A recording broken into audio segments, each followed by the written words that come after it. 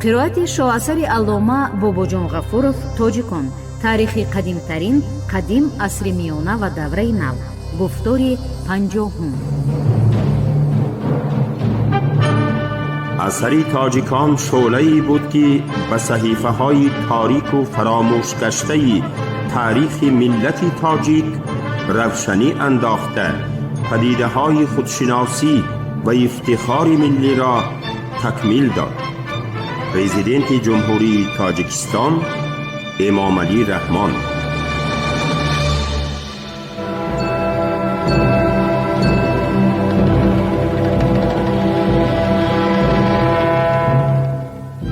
خلق‌های آسیای میانه در عصر 6 و ابتدای عصر 8.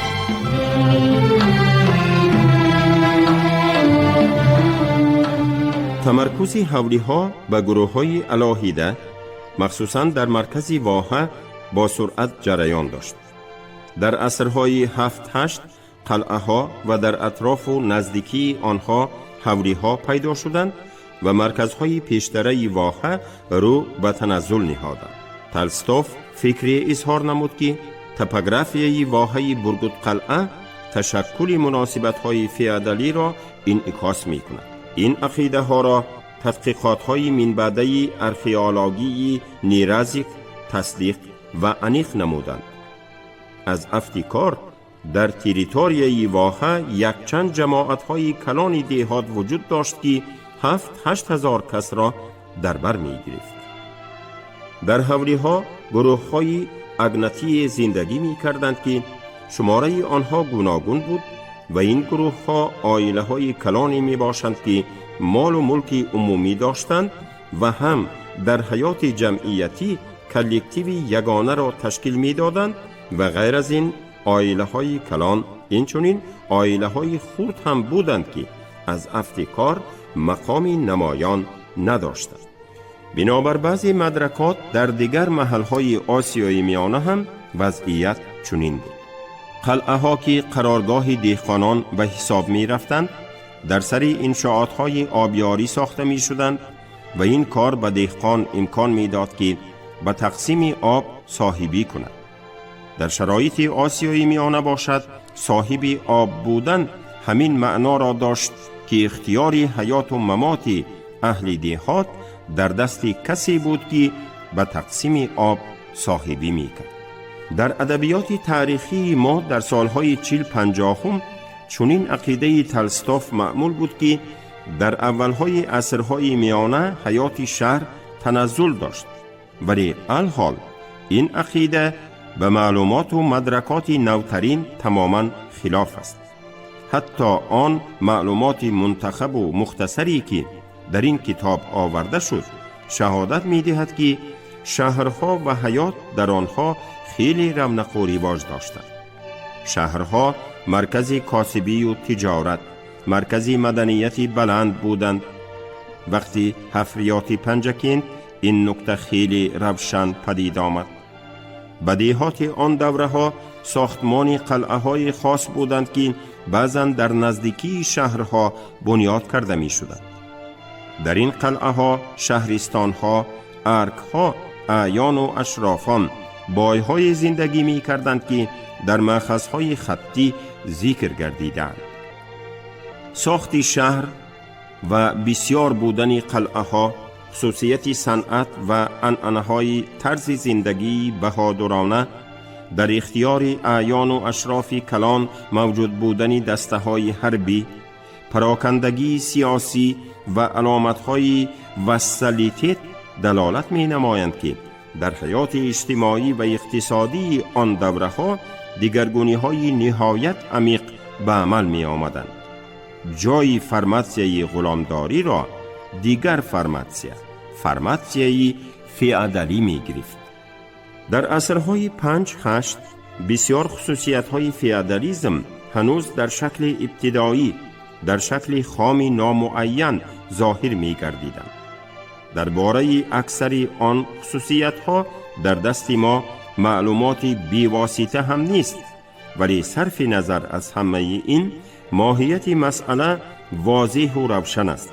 یعنی در عصرهای 5-8 ناحیه های اهالیشان مقیمی آسیای میانه برای ترقیات فیودالی قدم نهاده بودند. در شرایط تاریخی آن دوره پیدایش جمعیت فیودالی واقعی مهمی پروگرسیوی بود. در آسیای میانه همچنین در دیگر مملکت‌ها هم پیدا شدن فیودالیسم فقط به طفیل خیلی پیش رفتن قوه‌های استحصال کننده امکان پذیر گردید که ترقیات قوه‌های استحصال کننده دیگر به دایره فرمانسیه غلامداری موافقت نمی کرد. فرمانسیه فیودالی که در آسیای میانه به وجود آمد باعث آن گردید که در حیات جمعیتی بسیار دیگرگونی‌های مهم به عمل پیوست. الکی در دوره‌های اولی فیودالیسم آسیای میانه سرچشمه‌های مهمی پیشرفت تاریخی شهرهای فیودالی پیدا شده رو به ترقی نهادند، گرچند مقام دیهات حالا هم خیلی بلند بود. همه این ترقیات در شرایط مبارزه شدید صنفی و شورش‌های مظلومان به عمل می آمد. مثلا نهضت ابروی را به خاطر آورید. فریدریخ انگلز درباره دولت نوشته بود: مقصد اساسی این تشکیلات همیشه عبارت از آن بود که با یاری قوه مسلح به اکثریت زحمتکشان ظلم اقتصادی کردن اقلیت خیلی با امتیاز را تأمین نماید. این توصیف عمیق و دقیق به آسیای میانه ابتدای عصرهای میانه هم پرره دخل دارد. خلق‌های آسیای میانه در هیئت خلافت عرب از پا افتیدن دولت ساسانیان. عربستان در عرفه اسلام. در اثرهای تاریخ شناسی اکثر وقت عقب ماندگی عربها در عرفه پیدایش اسلام تاکید می شود. این عقیده یک طرفه و نادرست است. سال 1853 انگلز نوشته بود: در جایی که عربها زندگی مقیمی به سر می بردند، یعنی در قسمت جنوبی غربی، ظاهراً آنها مثل مصریان، آشوریان و غیرها مردمی متمدن بودند که انشاءات معماری آنها از این شهادت می دهند. متریال های اپیگرافی و ارخئولوژی از آن وقت این جانب دریافت شده حقانیت گفته های انگلز را کاملا تصدیق می نماید. طایفه های جنوبی عرب واقعا هم در زمانهای قدیم دولت‌های مقتدر، مدنیتی بلند و به خود خاصی به وجود آورده بودند. درجه ترقیات اجتماعی و اقتصادی قسمت‌های گوناگون عربستان به طور کلی فرق می‌کرد. اگر در سرزمین یمن و بعضی دیگر ولایت‌های این کشور در نیمه دوم عصر 6 و ابتدای عصر 7 زراعتکاری و زندگی شهری رونق یافته باشد، دشت و صحراهای پهناور آن مکان سکونت کوچمنچیانی بدوی به شمار می رفت که اشتر ثروت اساسی آنها را تشکیل می کرد.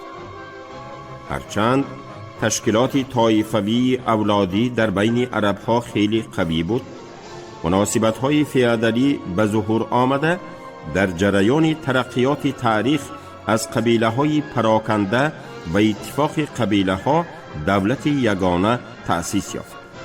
در آغاز عصر 7 سیستم نوی دینی با نام اسلام پیدا گردید.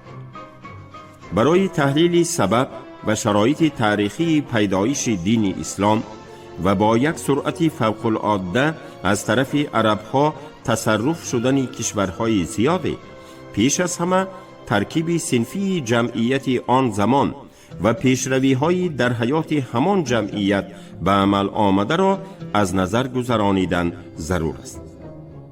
همان امری واقعی که دین اسلام در دوره تأسیس جمعیت صنفی عربها به وجود آمده است، هیچ یک جای شبهه ندارد. مسئله معین کردن خصوصیت جمعیت نوی صنفی و طرز استحصالاتی که در عربها و کشورهای ضبط کرده آنها موقعی برتری را اشغال می کرد، همچنین آموختن پروسس سینتزی مرکب اجتماعی که در آن دوره به عمل می آمد بسا مشکل تر است. حل این مسئله ها خصوصاً از آن جهت مهم است که آنها نه فقط یکی از مهمترین دوره های تاریخ خلق های شرق را روشن می نمایند، بلکه در نوبت اول به طلبات غایوی کدامین صنف ها موافق بودن دین اسلام را نیز عیان می سازند. حل مسئله آخری برای تحلیل مارکسیستی جهت مفکوروی مرحله های اول اسلام باید زمینه فراهم آورد. خیلی کم بودن منبع هایی که دایر به ساخت اجتماعی عربستان شمالی پیش از اسلام، دین اسلام در همین جا به وجود آمده است معلومات می دهند، خصوصاً تاریخ نگاری عصر میانگی که دقت خود را فقط به بیان واقعه های سلالوی و مقدس روانه ساخته، همیشه حادثه های واقعی را با افسانه و موضوعهای مختلف فولکلوری آمیخته نقل می نماید، از همان سبب هایی می باشند که حل مسئله های در بالا نامبر شده را نهایت درجه مرکب گردانیدند. اسلام شناسی برژوازی دلیل و مدرکه های زیاده دایر به آن دوره جمع نموده، راجع به سبب های پیدایش اسلام بسیار فرضیه های ایدئالیستی به میان آورد، اما از جهت متدولوژی در تحلیل ریشه های اجتماعی اسلام تماما عاجز و ناتوان ماند. در علم تاریخ شناسی سویتی دایر به توصیف این جمعیت صنفی دو نقطه نظر موجود است. بر طبق نقطه نظر اول، در جنوب عربستان جمعیت غلامداری به هر صورت در عصر 6 وجود داشته. در آخر عصر 6 و اول عصر 7 در عربستان شمالی، در حجاز، مکه و مدینه که در راه اساسی کاروانگرد واقع گردیده بودند، تشکل ترتیبات غلامداری به وقوع می آید. در عربستان درونی که بدوی ها کوچمنچیان چاربادار سکونت داشتند، نیز ویرانشوی ساخت جماعت پدرشاهی شروع می گردد، برای آن خیلی سست به عمل می آید. به هر حال در بین بدوی ها هم از یک طرف ثروتمندان صاحبان رمه‌های کلان و بعضاً زمین، مقدار زیادی اسیران غلام، اکثر وقت با راه کاروانی تجارت کننده، و از طرف دیگر کمبغلان پیدا می شوند که در حق آنها شاعری تا اسلامی عرب اش شنفره گفته بود: مردی بینوا روز را در یک پناهگاه و شب را در پناهگاهی دیگر می گذراند. همیشه تنهاست و سواره در دوش خطر است. این کمبغلان هرچی باشند هم هنوز آزاد بودند. با وجود این در شمال عربستان ترتیبات غلامداری تا درجه فرمانسی حکمران سبزیدن نرسید، چونکه در عین بحرانی به وجود آورده دوره گذریش به جمعیت صنفی اسلام پیدا شد و محمد ظهور نمود. محمد سرلشکری ماهری بود. درباره غزوات جنگی مقدس حکم اسلام قبول گردید. خلیفه های محمد راه خلاصی را از بحران در جنگ های استیلاکارانه می دید. اینک توده های عرب همچون سربازان اسلام و سرزمین هایی که ساخت فیادالی با سرعت راه می یافت و یا کیها برقرار گردیده بود فرو ریخت.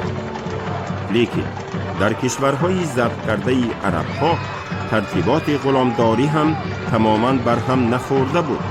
بنابراین ساخت غلامداری در عرب ها مدتی دور و دراز محفوظ ماند و حتی در نتیجه به دست آوردن اسیران زیاد دوباره قوت گرفت. عموماً مناسبت فیادلی در خلافت بعد فتوحات بزرگ در آخرهای عصر هفت تشکل یافت.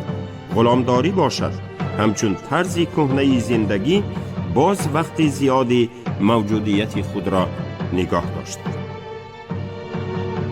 موافق این نقطه نظر، اسلام اول در زمینه جمعیتی تشکل یافته غلامداری به وجود آمد و تنها بعد فتوحات همچون دینی جمعیتی فیادلی قرار گرفت.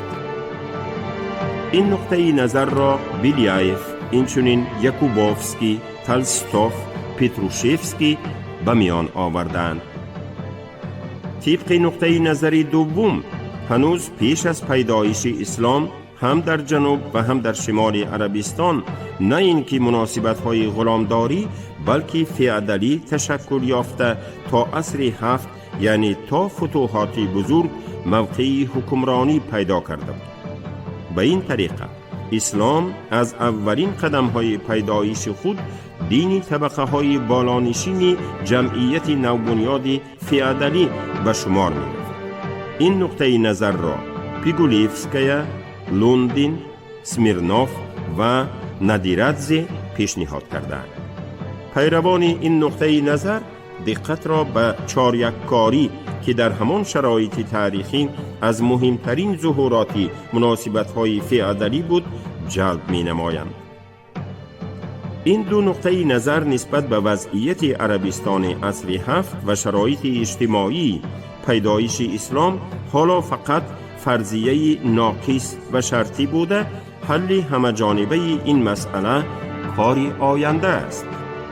ولی هیچ جای شبهه نیست که جمعیت خلافت آخری عصر هفت در صورت محفوظ ماندن ترتیبات غلامداری به درجه خیلی زیاد فیادلی گردیده بود و اصطلاح آسیای میانه، شرق خراسان و ماوراء النهر از طرف اشراف حربی فیادلی که عنصرهای طرز زندگی بادیه نشین را هم دوام میداد به عمل آورده میشد. مناسبت‌های خاص این قبیل جمعیت و مناسبت‌های جمعیتی فیادلی شده مقیمی نقش خود را می‌گذاشت و به این وسیله پروسس فیادلی شوی را تغییر و سرعت می‌داد. خلق‌های آسیای میانه در هیئت خلافت عرب از پا افتیدن دولت ساسانیان. پیدایش اسلام، شکست دولت ساسانی. محمد پیغمبری الله تعالی و یکه و یگانه گردید. او اصلاً از کلانترین مرکز عربستان شهر مکه بود.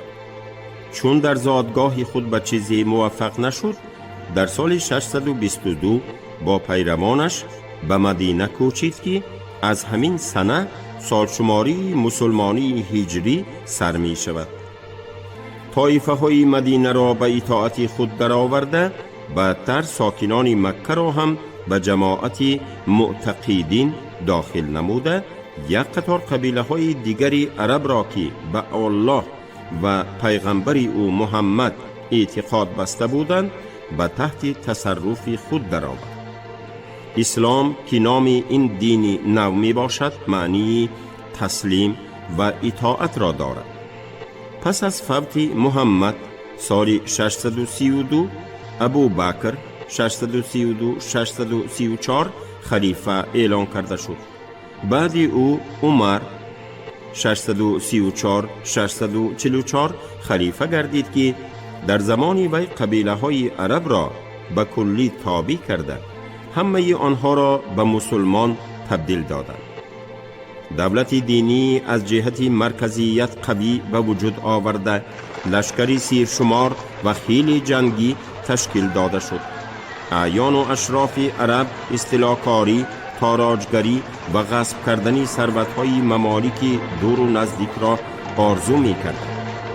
در این صورت ناراضگی طبقه‌های پایین جمعیت عرب به مقابل مردم غیر مسلمان یعنی کافران روانه کرده، به این واسطه دقت آنها از مبارزه صنفی ضد استثمارگران خودی دور کشیده می‌شد.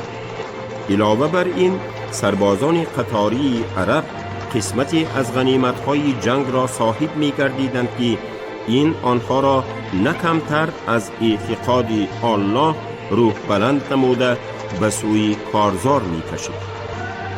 برای اصیلزادگان عرب حکم شرعی غزوات در واقع پرده‌ای بود که برای پنهان داشتن اصلی مقصد جنگ‌های استیلاگرانه آنها خدمت می‌نمود. استیلاگران قشون خود را قریب در یک وقت هم به مقابل روم ویزانتیه و هم به مقابل ایران حمله ور ساختند. سعی و کوشش لشکرکشان آخرین نماینده سلاله ساسانی یزدگرد 3 632-651 که پیش حرکت قشون عرب را گرفتنی می شدند نتیجه نبخشید. در محاربه های نزد قدیسیه و نهاوند سالهای 636 و 642 قشون عرب قوه یک جایه فارس ها را تارمار نموده به موجودیت تقریباً 5 عصره دولت ساسانی خاتمه داد. در ظرف 10 سال عرب ها خاک ایران را استیلا نموده بر روم ضربه های سخت زدند. فلسطین، مصر، سوریه و عراق را اشغال کردند. یزدگرد 3 مدت 10 سال تحت فشار عرب ها از یک محل به محل دیگر عقب نشسته با نیت بر ضد استیلاگران خیزاندن اهالی در شهر و کشورهای گوناگون سرسان و سرگردان گشت، ولی این کوشش های او یگان نتیجه نبخشیده. عامه اساسی اهالی دولت ساسانی، برزگران و هنرمندان از طرف عملداران ساسانی، فیادلان و روحانیان زردشتی ظلم و ستم دیده، علاوه بر این در نتیجه محدودیت‌های طبقاتی اذیت می‌کشیدند. جنگ‌های دور و درازی ساسانیان با هیتاری‌ها، ترک‌ها و رومی‌ها احوالی بی این هم وزنین مهنتکشان را تباه گردانیده بودند. همه این باعث ناراضگی عامه خلق گردید و آنها در مبارزه بر ضد عرب‌ها طرف ساسانیان را نگرفتند. جنگ‌های پی در پی دولت ساسانی را از اقتدار پیشینه سیاسی و حربی خود محروم و ضعیف گردانیده بودند.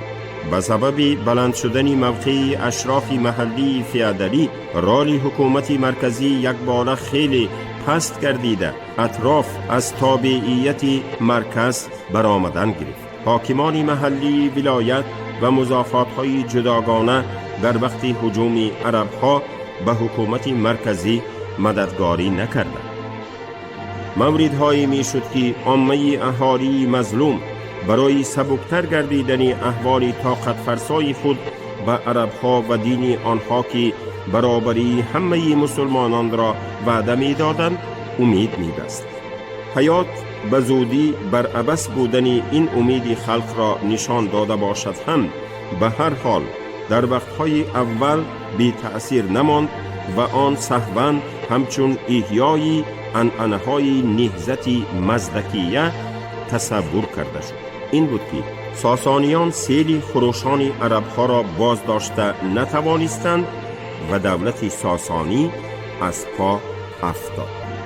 از طرف عرب‌ها ضبط کرده شدن ماوراء النهر دوره اول، پراکندگی سیاسی ماوراء النهر در میانه‌های عصر هفتم. عرب‌ها از همان روزی که به ایران زمین قدم گذاشتند غصب کردن ولایت‌های در این سوی آمودریا واقع گردیده آسیای میانه یعنی ماوراء النهر را مقصد اساسی خود قرار دادند. چنانچه که در تاریخ بخارای نرشخی عصر 10 و معجم البلدان نام اثر جغرافیدان عرب یاقوت عصر 13 دیده می شود، عرب‌ها از نام اساسگزار دین اسلام محمد حدیث‌ها آورده پیشنهاد می کردند که ضبط نمودن ماوراء النهر وظیفه مقدس و با شرف پیروان دین اسلام است. در این وقت ماوراء النهر همان حالت پریشانی سیاسی را که هنوز در عصرهای 4-5 سر زده در اواخر حکمرانی هیتاری ها و خاقانی ترک باز هم بیشتر قوت گرفته بود از سر می گذراند. تا چی اندازه بودن این پراکندگی را از اینجا هم فهمیدن ممکن است که در لحظه به خاک کنونی تاجیکستان داخل شدن عرب ها در این سرزمین مقدار زیادی ملک های مستقل و نیم مستقل وجود داشتند. در فرغانه ملک های شمالی و جنوبی این سرزمین در ناحیه اوراتیپه اوستروشن استروشن با پایتخت خود بونجیکت در قریبی شهرستانی حاضره واقع بودند. سرگهی زرفشان با واحه و دامنه های قطارکوه ترکستان و زرفشان به هیئت ملکی بوتام داخل می شد. در شمال آن ملک های مسچاه و پرغر فلغر امروزه در قسمت غربی شهر پنجکینت حاضره واقع گردیده بودند. در ناحیه حصار ملک چغانیان سر تا سر وادی دریای سرخان چغان رود و قسمت غربی وادی حصار را با شهر بزرگ خود چغانیان نزدیکی دهنو در بر می گرفت. در شرقتر چغانیان اهارون و شومان، در بین دریای کافرنیهان و وخشگیر با پایتخت خود وشگرد فیض‌آباد. در سرگه کافرنیهان دریای رامیت و وخش ملکی کومیت ارزی وجود می کرد. در ناحیه قرغان تپه تمامی پهنای وادی را ملک وخش فرا می گرفت و ملک قبادیان با شهر اساسی خود قبادیان در جریانگاه پایینی دریاهای وخش و کافرنیهان واقع بود. در ناحیه کولاب ختلان بین پنج و وخش با پایتخت خود هلبوک و شهری مونک بلجوان ارزی وجود می کرد. به ختلان در وقتهای گوناگون دیگر ملک ها از قبیل وشگیر، کبادیان و غیره نیز داخل می شدند. در ناحیه غرم ملکی راشت با پایتخت خود شهری راشت غرم و ملکی درواز با پایتخت خود قران واقع شدند. در ولایت کوهستانی بدخشان ملک‌های وخان، شغنان و روشان که با بدخشان علاقه زیچ داشتند موجود بودند. حاکم هر یک ملک خودش را مستقل حساب می کرد و عنوانی مخصوص داشت. نبودن اتحاد و یگانگی در بین حاکمان ماوراء النهر کاری متحد نمودن خلق‌های آسیای میانه را برای ضربه زدن به استیلاکاران عرب خیلی دشوار می‌کرد.